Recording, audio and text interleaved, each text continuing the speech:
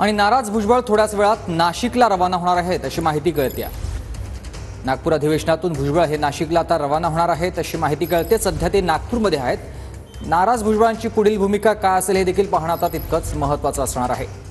अक्षय मनकडी माझे सहकारी आपल्याला सविस्तर याविषयी माहिती देतील। अक्षय, सुमित, काल मंत्रिमंडळाचा विस्तार झाला, परंतु त्या मंत्रिमंडळामध्ये राष्ट्रवादीचे ज्येष्ठ नेते असलेले छगन भुजबळ यांना मात्र त्या मंत्रिमंडळामध्ये संधी नव्हती।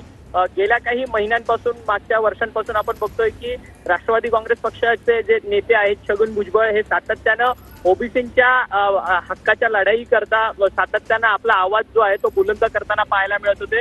त्याचमुळे या सगळ्या विधानसभा निवडणुकीमध्ये ओबीसीचं एक गट्टा मतदान जे आहे ते संपूर्ण महायुतीच्या पारड्यात पडलेलं पाहायला मिळालेलं होतं। परंतु ओबीसीच्याच नेत्याला या संपूर्ण या महायुतीच्या सरकारमध्ये कुठे वर्णी लागली नसल्यामुळे छगन भुजबळ जे आहेत ते नाराज असल्याची चर्चा आपल्याला पाहायला मिळत होती आणि सातत्याने त्यांच्या कार्यकर्त्यांकडनं या सगळ्या संदर्भात रोष व्यक्त करण्यात येत होता।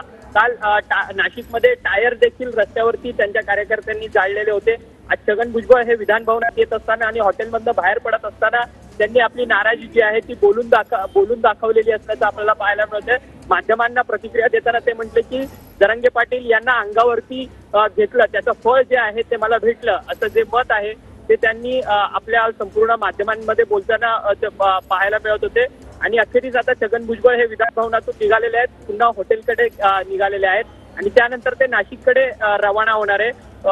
अनेक जे इच्छुक आमदार होते, जे मंत्रिपदासाठी इच्छुक होते, त्यांची संधी हुकल्यामुळे ते पुन्हा अधिवेशन सोडून, हिवाळी अधिवेशन सोडून पुन्हा आपल्या मतदारसंघांमध्ये परतताना पाहायला मिळतात। छगन भुजबळ देखील आता नाशिकच्या दिशेने थोड्या वेळाने रवाना होताना आपल्याला पाहायला मिळते।